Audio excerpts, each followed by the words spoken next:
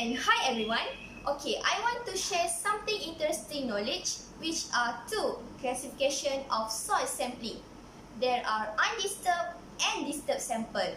These two samples are collected 5 sampling method using test pit, 10-volt sample, measure sample, soil penetration test and count penetration test. Okay, I will explain more about this that I have mentioned it. Terms of process, advantages and disadvantages. So let's check it out. This is test pit. How it could be? Here the process of test pit. First, you need to choose a location. Then you mark out your 1 meter multiply 1 meter using tips. Then you record the location. Then you spread out your tarpaulin about 1 meter away from the closest side. Then you remove the turf layer. Then you remove again, but you remove soil using a matchcock, shovel and trowel. After that, you use a sieve to sieve all the spoil on the spoil heap. Then you place any fine into a fine tray. Then you record your first layer. Then you take a photo. Then you enjoy the fine from this contact which have a fine level and place them in a fine bag. Test pit have advantages and disadvantages. The advantages are cost effective, large quantity of disturbed are available, field tests can be conducted.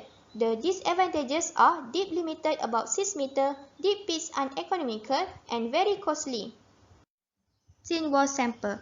Process of thin wall sample. First, piston is pressed by extension tube and go down to the sampling dip using drying mode. Then at the top of the soil, the piston is unlocked. The piston head and extension remain fixed while the sampling cylinder is pressed down. Then when the cylinder is filled up, both of them are pulled up. Then the vacuum at the piston is provided. Finally, the cut sample is extracted. This sample has advantages which are suitable for determination of humidity, transportation is not necessary, and non-exposure of the sample to air. Next is measure sample. Process of measure sample are first, lower a triple tube sample using drill routes into clean flush to the required sampling dips. Then pump the flush fluid through the drill routes, then rotate it, then apply downward thrust using the reed hydraulic system, then drill the fix to the bottom to cut the soil, then pull out the triple tube sample from the borehole. After that, push out the PVC tube containing the sample, and finally, samples are sealed immediately, labeled and delivered to the soil laboratory. This sample has advantages, which are undisturbed core sample from soft soil 0.1 meter and nil wall coefficient. Soil penetration test. Process of SPT.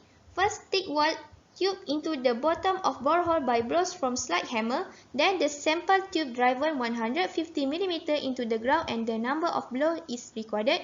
In case where 50 blows are insufficient, is recorded. Then the blow count provided of the ground. After that, it is used in many applicable geotechnical engineering formulas. SPT has advantages and disadvantages. The advantages are simple and economical, help to penetrate layers, and can be applied for soil condition. The disadvantages are costly and time-consuming, the sample retrieved is disputed, and the test result cannot be reproduced. CBT. Process of CBT. First, pushing an instrument cone into the ground. Then, the resolution of CBT is related to the size of cone tip. Then, a very earlier ultra-miniature 1 cm² was developed and then used on a US mobile launch system.